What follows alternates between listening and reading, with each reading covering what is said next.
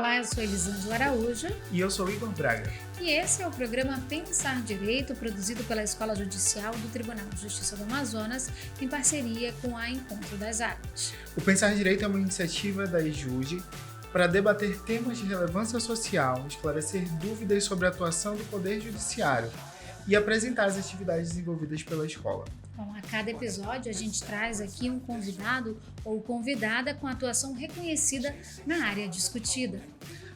Se você quiser participar com a gente, é só mandar uma mensagem lá no Instagram, @ejude.am. Você pode enviar sugestões de temas para a gente fazer perguntas para os entrevistados.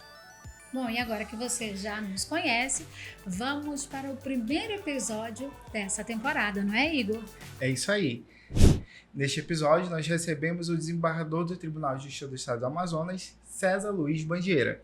O desembargador César Bandieira iniciou a carreira na magistratura em 1983, na comarca de Parintins.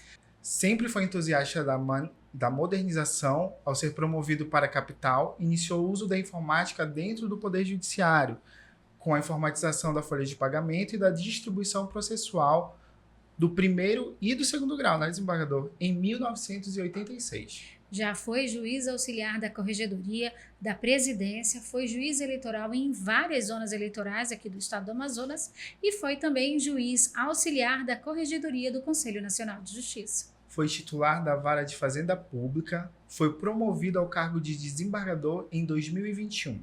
E atualmente o desembargador César Luiz Bandieira está diretor da Escola Judicial do Tribunal de Justiça do Amazonas e em sua gestão tem desenvolvido aí várias frentes de atuação, em especial a questão voltada ao sentimento de pertencimento dos servidores. A sua preocupação com a atuação do Judiciário no Estado se reflete em suas publicações. O livro Acesso à Justiça no Amazonas, Lei de Organização Judiciária, edição histórica. Olá, desembargador. Queremos, em primeiro lugar, agradecer a participação e a presença do senhor aqui em mais uma edição do Pensar Direito. É um grande prazer estar aqui participando desse podcast e trazendo algumas informações, não só da vida profissional, mas institucionais, que possam ser úteis aos nossos ouvintes. Desembargador, a gente queria começar a nossa conversa de hoje falando sobre a sua paixão pelo estado do Amazonas. Isso nasceu antes da sua carreira da magistratura, né, desembargador? Quando o senhor conheceu a região, quando ainda era estudante universitário por meio do projeto Rondon. Isso, de alguma forma, inspirou a sua carreira no judiciário?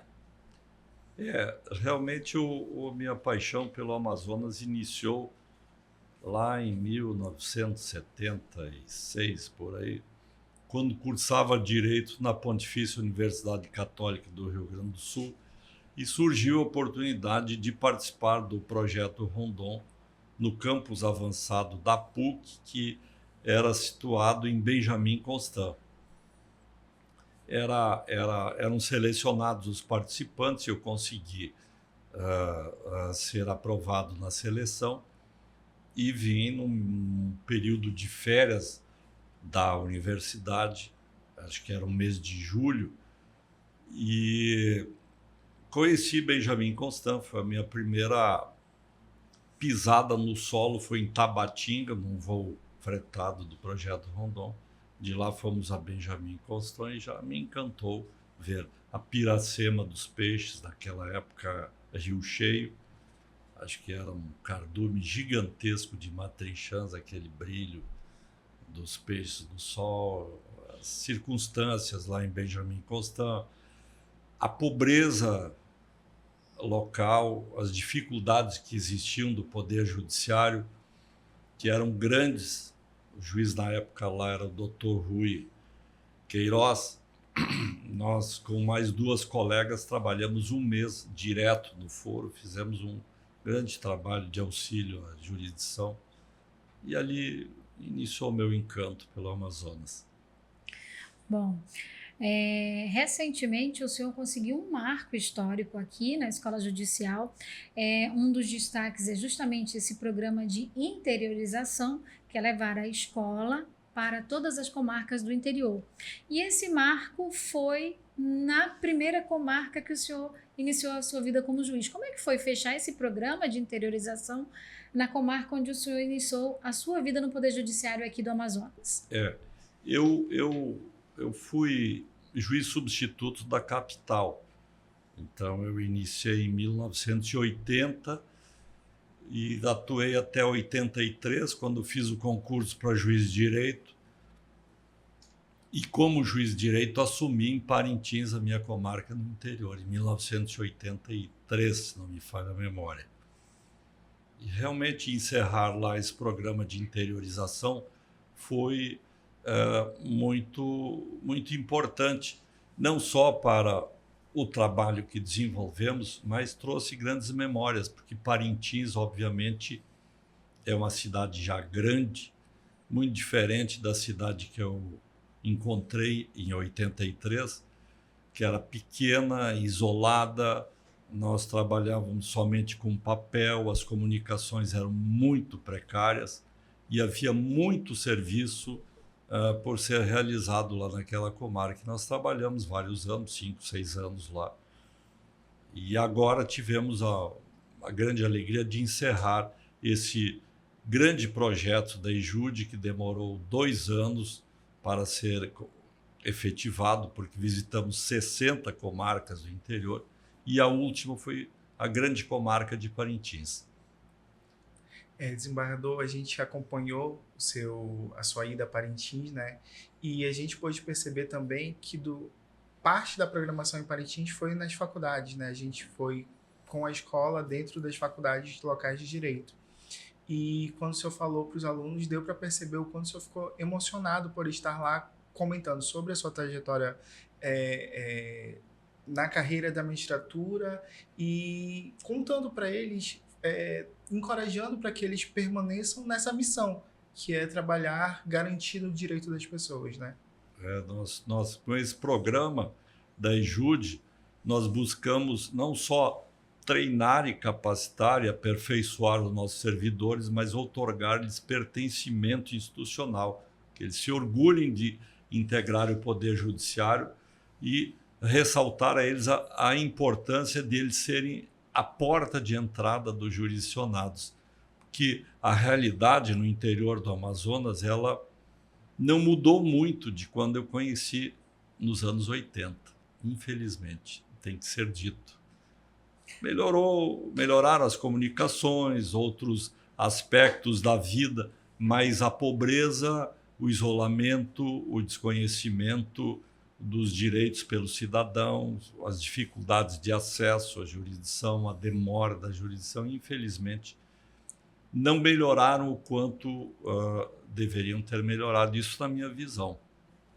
E palestrar para os acadêmicos que lotaram aquele auditório onde nós estivemos foi muito importante, porque foi um rememorar da minha história pessoal e chamar os acadêmicos a uma realidade, ao conhecimento de uma realidade que eles talvez não conheçam, que é a nossa instituição, pelo lado interno, os advogados, os integrantes do sistema de justiça, futuros, né, como é o caso deles, precisam conhecer a miúde como funciona o Poder Judiciário, como funcionam as instituições que integram o sistema de justiça, capitaneadas pelo Poder Judiciário. Aí tem o Ministério Público, tem a advocacia privada, tem a Defensoria Pública, as procuradorias. Isso não é, infelizmente, ensinado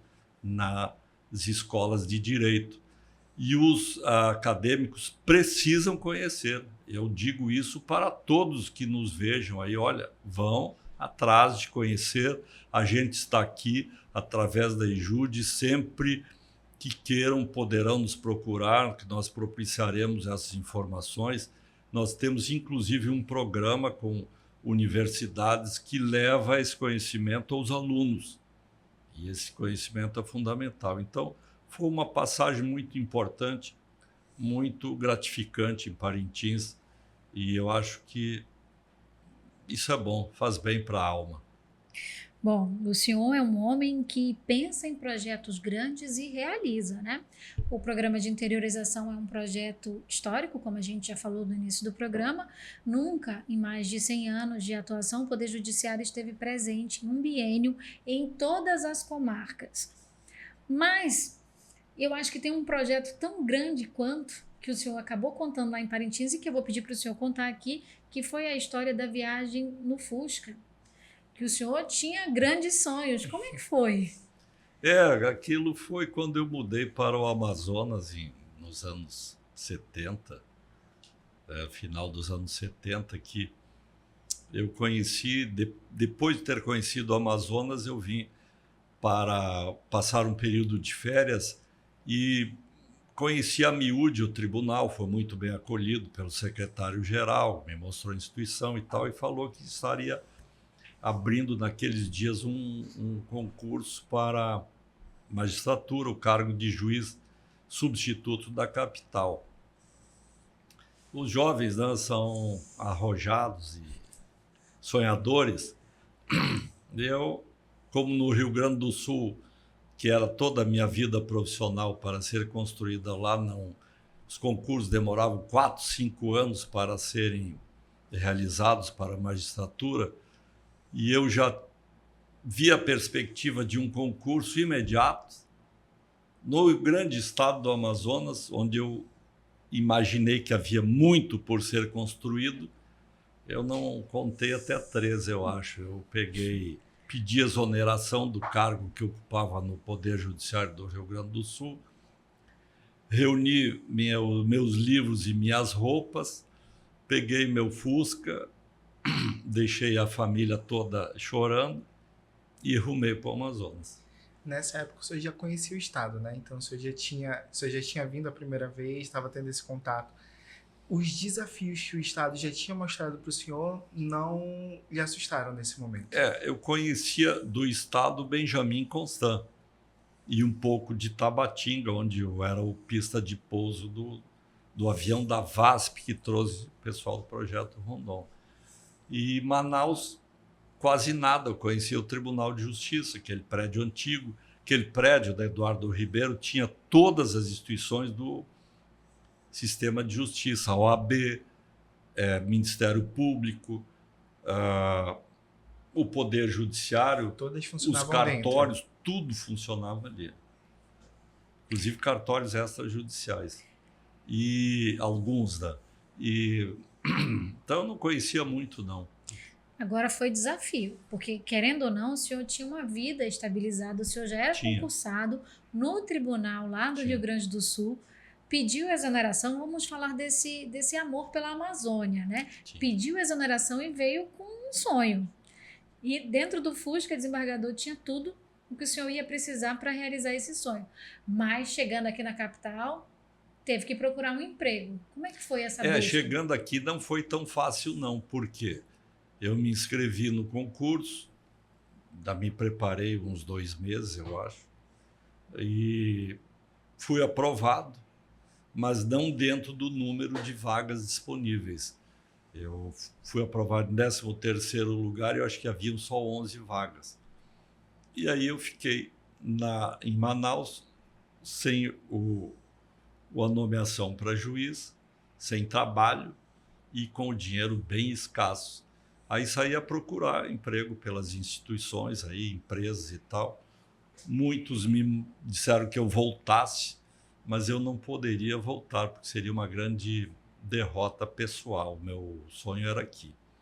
Aí, por fim, no INCRA, encontrei acolhida, me ofereceram trabalho como advogado no projeto fundiário Humaitá. A única pergunta que eu fiz é se havia estrada. E me disseram, não, existe estrada. O senhor pode ir para lá de carro.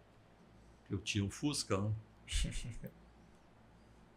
Aceitei o trabalho, era um final de ano, peguei as tralhas todas, coloquei no Fusca e rumei para o Humaitá, onde eu trabalhei todo o ano de 80.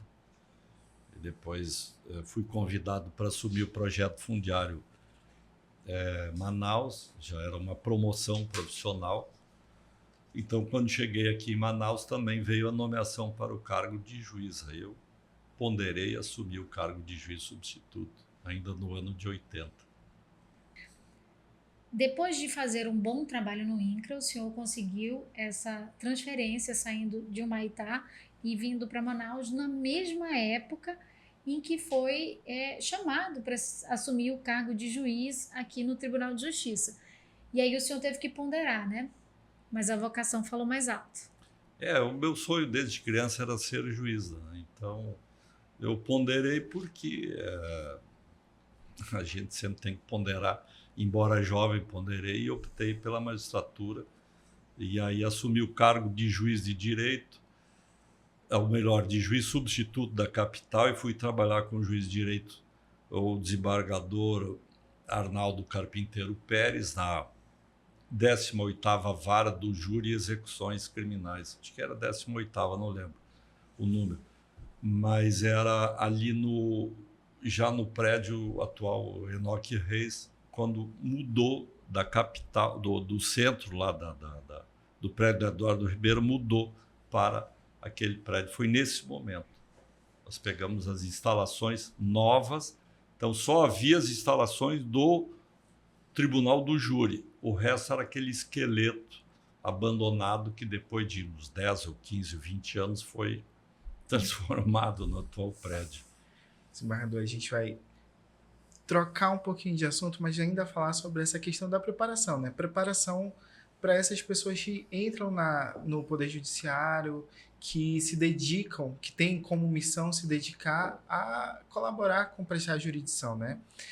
Aqui dentro da escola, a gente tem percebido muito a sua atuação voltada para a capacitação dos servidores, para além também das capacitações técnicas. A gente tem, por exemplo, o MBA em Acesso à Justiça e Prestação Jurisdicional e após em Atenção Psicossocial. A oferta desses cursos e essa preocupação em olhar para o cidadão, olhar para a pessoa que procura o Poder Judiciário, é um reflexo dessa sua constante entendimento da missão do que é ser um magistrado, do que é atuar dentro do Poder Judiciário? A escola, na minha visão, a gente tem que capacitar os servidores nossos, reciclá-los, fazê-los terem pertencimento, a orgulho de pertencer ao Poder Judiciário do Amazonas, orgulho e satisfação da atividade que desenvolvem. Qual é a atividade? Acolher os jurisdicionados no seu órgão onde ele atua, onde ele trabalha. Acolher com atenção, com carinho, com empatia, porque ninguém vem ao judiciário a passeio. As pessoas vêm ao judiciário resolver graves problemas pessoais, sejam familiares, patrimoniais ou criminais, a natureza que tiverem. E as pessoas que vêm com angústia, vêm com preocupação, vêm pesados. Então, nós aqui temos que acolher essas pessoas e tratá-las bem. Quando a gente chega no local de trabalho, o servidor, os juízes, eles têm que deixar os problemas na porta de entrada, os problemas pessoais, e passar a atuar com os problemas de quem nos procura. E a escola, me parece que tem esse dever de preparar os servidores para serem aptos a estarem nesse portal, nessa porta de entrada do Poder Judiciário.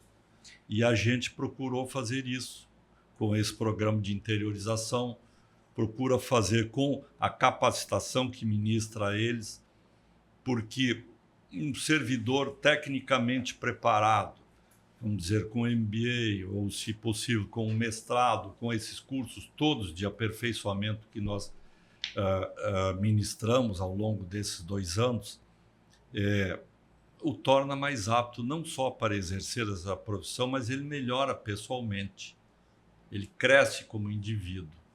E isso é muito importante. A pessoa, numa instituição como a nossa, tão relevante, tem que crescer pessoalmente e não só profissionalmente. Nós buscamos fazer os dois para melhorar a prestação jurisdicional. E justamente nesse crescimento, né, Igor, o Igor citou aí duas pós-graduações que estão acontecendo e que foram possíveis graças a um crescimento da escola, não é isso, Igor? Exatamente. Em 2014, a escola virou escola de governo. Foi Em credenciada. 2024, Em né? 2024, a escola, Este ano, foi credenciada, então passou a deixar de ser uma simples instituição dentro do Tribunal de Justiça e, com isso, ela pode oferecer e certificar cursos de pós-graduação. Os colegas que nos antecederam fizeram um grande trabalho e a escola é uma parede que se constrói, né? Na verdade, não é uma parede, é uma escada onde as pessoas ascendem. E os colegas que nos antecederam fizeram um grande trabalho e nós procuramos fazer o nosso. E um dos trabalhos importantes que se conseguiu fazer foi essa qualificação da escola como sendo uma de governo, porque nós ministramos muitos cursos e esses cursos realmente, na medida que forem certificados, esse certificado tem que ser um acréscimo curricular para a pessoa, né? Para o servidor ou para quem o frequente, porque nós ministramos cursos que transcendem o servidor, né? A escola também tem um compromisso com a sociedade. Nós temos parcerias muito importantes fora do âmbito da instituição. Nós temos a FUNAT, nós temos universidades que são parceiras, então essa preparação tem que ter a devida certificação e agora é a melhor possível. Que vai para além, né, desembargador? Vai para além das questões que muitas vezes, da questão técnica de estar lá operando um sistema, precisa também ter essa dimensão que é humana, né? Que olha para a pessoa de uma maneira diferente, dentro das especificidades que cada pessoa tem. E dentro dessas questões, desembargador, voltado sobre olhar para as pessoas de uma maneira que venha a atender dificuldades ou que venha a superar dificuldades, a gente tem o Prêmio Desembargadora Anaíde Vasconcelos, que é uma outra produção, da Escola Judicial, né, que vem se perpetuando, a gente vem fortalecendo esse trabalho, e que nesse ano aconteceu a segunda edição. Como é que o senhor avalia essa edição que aconteceu esse ano, desembargador? Isso é muito importante, esse prêmio. Ele iniciou na gestão do desembargador Pascarelli, assim como foi construído na gestão anterior, que foi a dele, essa questão do MBA, mas o prêmio Anaíde Vasconcelos é um prêmio muito importante porque as mulheres sempre tiveram uma posição não devidamente reconhecida em todos os aspectos que deveriam, e esse prêmio busca fazer esse resgate. Nós temos grandes juristas mulheres, as mulheres reconhecidamente são mais aplicadas do que os homens quando se dedicam a estudar. E esses trabalhos que têm artigos, essa produção intelectual que tem advindo desse prêmio tem mostrado isso, né? Nós temos grandes juristas femininas e essas mulheres têm que ser reconhecidas e premiadas. E é o que vem fazendo esse prêmio, que eu espero que ele prossiga indefinidamente.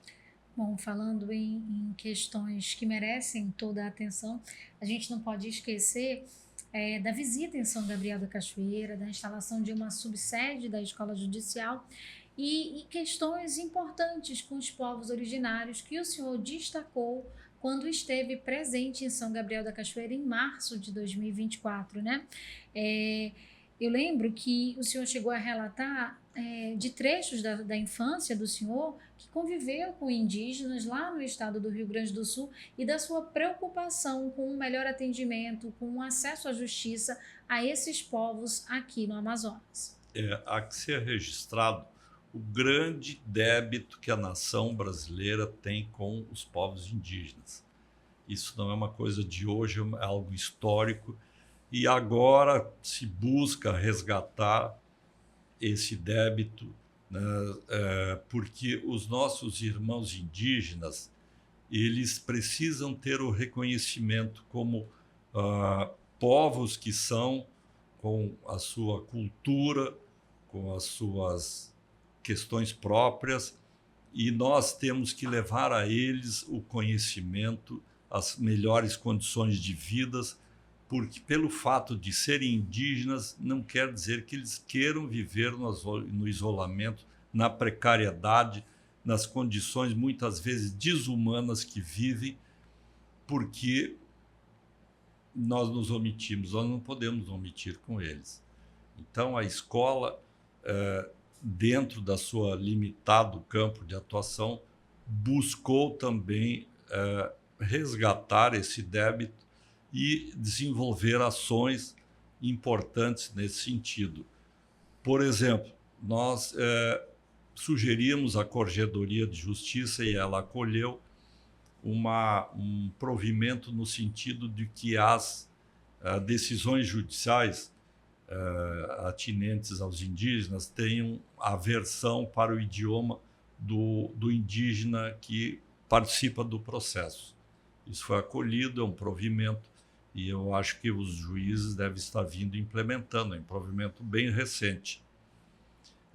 Outra ação que nós desenvolvemos foi a criação de um banco de tradutores, porque lá em São Gabriel da Cachoeira nós temos 13 idiomas reconhecidos pelo poder público e 26 etnias, e vimos lá localmente o abandono que aqueles indígenas vivem, a precariedade que eles vivem. O senhor falou, desembargador, agora sobre essa importância de a gente munir esses povos quando procuram a justiça de informações necessárias acerca sobre como funciona o processo, enfim, sobre essas questões que muitas vezes são básicas, né, que a gente tem dificuldade ainda, enquanto poder público, de se fazer entender por esses povos. E aí, o senhor foi procurado em Parintins também sobre uma questão parecida sobre essa, com a necessidade de a gente identificar os acessos no fórum nas línguas indígenas também. E o senhor também conversou com, o próximo assunto que a gente vai tratar em seguida, com o Hedson, que recebeu a medalha do tribunal, sobre o uso de IA para tradução para as línguas indígenas, né? O senhor pode contar um pouquinho para o pessoal que está assistindo a gente sobre como é que é essa ideia? Só para lembrar que a importância desses temas é porque, lembrando, né, o direito permeia a vida das pessoas antes do nascimento, no nascimento, na existência, na morte e após a morte. Quer dizer, nós vivemos numa sociedade que é sob a égide do direito, e o direito, então, permeia a nossa vida em todos os momentos. Nós e dos indígenas também. Então, os indígenas têm que ser entendidos, né, e cuidados nesse aspecto, que isso é muito importante. Então, nessa perspectiva, nós conversamos com o nosso pessoal de TI aqui, o Hedson, e ele é um especialista em inteligência artificial. Então, estamos tentando desenvolver uma ferramenta de IA para versão de idiomas indígenas para o português, para facilitar essas comunicações em todos os aspectos da vida do direito que os indígenas tenham demandas, né? Eu acho que isso vai dar um grande resultado. Bom, a gente está quase chegando no fim do programa, mas a gente não pode deixar de perguntar, desembargador, sobre a medalha do mérito acadêmico, que foi criada, instituída e entregue na gestão do senhor, né? A primeira entrega foi realizada em 2023 e a segunda entrega agora em 2024. Como é que é reconhecer essas pessoas que têm grande contribuição, principalmente com a atuação da Escola Judicial? Pois é, a medalha foi uma criação objetivando reconhecer as pessoas que atuam conosco, que participam do nosso dia a dia, da construção que a escola realiza, e elas merecem um reconhecimento, assim como também pessoas que atuam no âmbito da sociedade, ajudando na construção, na melhoria da nossa sociedade em muitos aspectos. Então, nós outorgamos a medalha a uma gama mais ou menos extensa de pessoas que transcende a atuação da escola, mas a atuação nos seus campos de trabalho repercute e parelha conforme o que a escola vem desenvolvendo. E o Poder Judiciário, na gestão da desembargadora Nélia, tem desenvolvido também, né? Isso também a gente tem que registrar o apoio que sempre tivemos dela, no sentido das iniciativas aqui desenvolvidas. Ela tem sido compreensiva e entendeu a relevância dos trabalhos que a gente se propôs a fazer e realizou, inclusive trabalhos como a criação de um coral. A Jude tem um coral que é um coral que já fez, eu acho que, uma centena de apresentações e já começa a ter um grande reconhecimento fora da instituição. Ganhou o coração, né? Dos servidores. E pelos servidores também, né? E eles fazem um grande trabalho de amenizar o espírito das pessoas. Então, foi um trabalho bem amplo que a gente desenvolveu e que a medalha trouxe reconhecimento. Eu vou aproveitar que o senhor está falando sobre como o senhor se sente olhando para o trabalho que vem sendo desenvolvido, desembargador. E eu queria que o senhor falasse um pouquinho sobre como é que a gente se aproximando agora do final desse biênio, né? 23, 24, qual é que é a sua sensação ao olhar para trás, nessa trajetória que a sua gestão tem feito dentro da escola e o trabalho que vem sendo desenvolvido, como é que o desembargador Bandieira chega a esse momento? Eu chego com a sensação de termos cumprido uma parte do dever, porque o dever é muito grande, né? O dever é conforme, é simétrico, é parelho com as demandas, e as demandas que nós temos aqui no Amazonas ainda são muito grandes. E nós, infelizmente, em 2 anos não pudemos atender tudo, mas nós fizemos o possível para atender e dando o melhor de nós com uma equipe valorosa de servidores que a escola tem.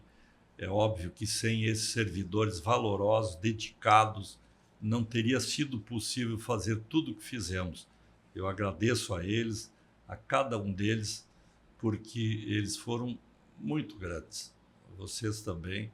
Na pessoa de vocês agora, eu agradeço a todos. A gente teve esse trabalho, só foi possível com a dedicação desses servidores.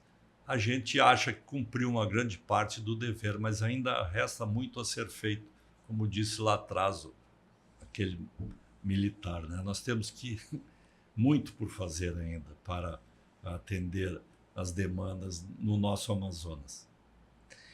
E assim a gente chega, então, ao final de mais um episódio do Pensar Direito. Bom, a gente agradece a participação do desembargador César Bandieira, diretor da Escola Judicial do Tribunal de Justiça. E se o senhor quiser deixar aí uma última mensagem para os nossos ouvintes, os nossos espectadores, a câmera aqui para o senhor. Eu agradeço o convite para participar. Eu quero dizer que aos que operam direito, aos estudantes de direito, o estudo tem um valor imensurável. Estudem, se preparem, que as coisas não acontecem ao acaso na vida da gente. Elas são o fruto do nosso trabalho diuturno, da nossa dedicação, do nosso empenho, do nosso foco e da construção diária. Cada dia tem que ser colocado um tijolo. É assim que eu vejo. E eu acho que é assim que as coisas acontecem na nossa vida. Aos servidores, eu tenho a honra de ser um servidor dessa instituição também há várias décadas. Eu encaminho meu abraço, meu agradecimento pelo apoio, pelo acolhimento que sempre tiveram a Jude, e digo que todo o trabalho que fizemos foi em prol de vocês. Vocês são uma parte fundamental, essencial da nossa instituição e que dão vida à instituição. Então, muito obrigado ao pessoal da Jude e a todos, e desejo a todos felicidades e que Deus nos abençoe. Muito obrigado. Este programa é uma realização da Escola Judicial do Tribunal de Justiça do Estado do Amazonas. A direção técnica é de Leonardo Leão e direção geral de Rafael Santos e Marcos Vinícius. Roteiro e apresentação, Igor Braga. E Elisângela Araújo. A gente se encontra no próximo episódio. Até lá! Tchau, tchau.